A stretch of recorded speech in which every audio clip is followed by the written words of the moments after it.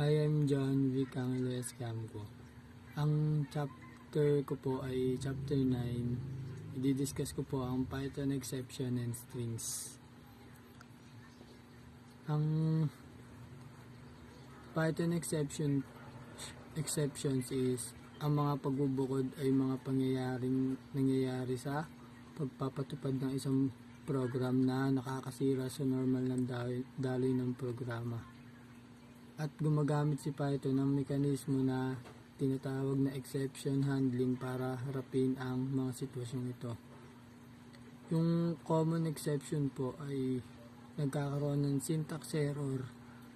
Nangyayari kapag may mali sa syntax sa code. And sa type error ay itinataas kapag tinangka ang operasyon o function na hindi wasto para sa data type.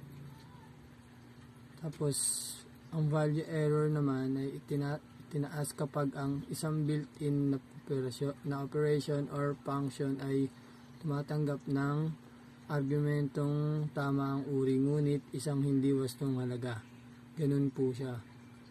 Tapos ang file not found error ay itinaas kapag hiniling ang file o direksyon ngunit hindi matagpuan. Pangatlo po ay ang handling exception. Ito po yung yung mga kahulugan ng Python exception. Tapos yung laman niya po.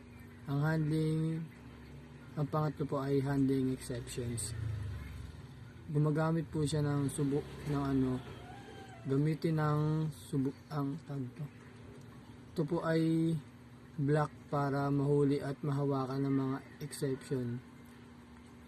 May optional din po na maaari mong gamitin ang handling exception, iba pa at sa wakas tsaka sa mga blocks. Ang Python strings naman po ay sa Python, ang string ay isang pagkakasunod-sunod ng mga character. Example po yung double dash tsaka yung isang dash po, ganun. Yung mga CP, ganun. Yung exception ay ang hierarchy ng built-in ng mga pagbubukod sa Python ay maaaring visualize bilang isang struct. Like, struktura ng puno. Ang ugat ng puno ay kumakatawan sa pangkalahatang o abstract exception at habang lumilipat ka patungo sa dahon, ang mga pagbubukod ay nagiging mas tiyak o konkreto. Yung parang ganun po. Tapos ito yung body, pinapakita nito ang isang maliit na section ng kumpletong tree noun pagbubukod.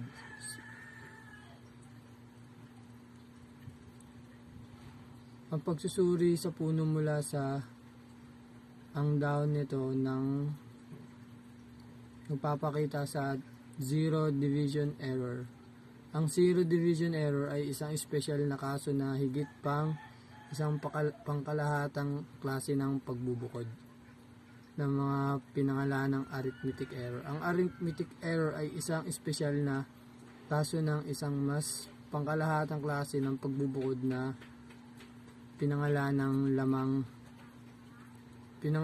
lamang exception. Ang exception ay isang espesyal na kaso na may pangkalahatang klase na may pangalang base exception. Ang base exception ay maaari nating ilarawan ito sa sumusunod na paraan ng mga pangkalahatang entity. Nangangahulugan din po ito na ang pagpapalit ng pangalan ng exception ay alinman sa exception o base exception ay hindi magbabago sa pag-uugali ng program.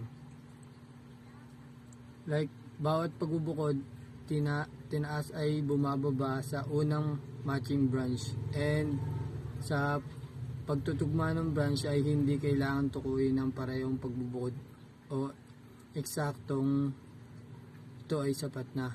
Ang pagbubukod ay isang pangkalahatang o mas abstract kaysa sa itinaas. Ngayon ay isang magandang sandali upang ipakita ang Python expression. Ito naman po ay assert expression. Paano ito gumagana?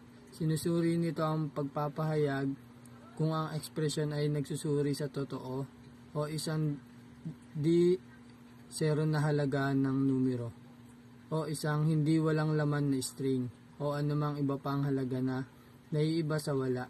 Wala itong ibang magagawa. Kung hindi, ito ay automatic na agad na nagtataas ng isang pagbubukod na may pangalang assertion error. Sa kasong ito, sinasabi natin na nabigo ang assertion. Paano ito magagamit? Maaari mong ilagay ito sa iyong code kung saan nais mong maging ganap na ligtas mula sa malinaw na maling data.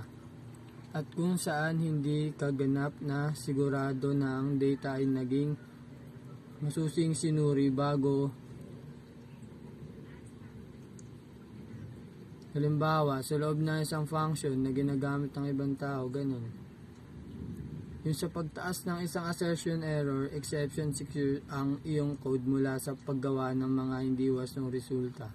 At malino na nagpapakita dito ng katangian ng kabiguan, ganun. At ang assertions ay hindi pumapalit sa mga pagbubukod o pagpapatunay ng data. Ang mga ito ay ang kanilang mga suplemento.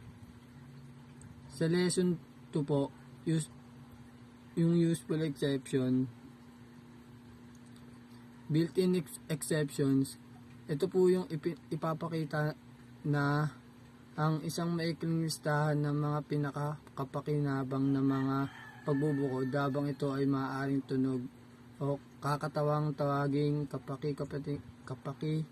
pakinabang ang isang bagay o isang kababalagan na kung saan ay isang nakikitang tanda ng kabiguan o pagkabigo tulad ng ang magkamali ay tao at kung may maaaring magkamali ito ay magkakamali.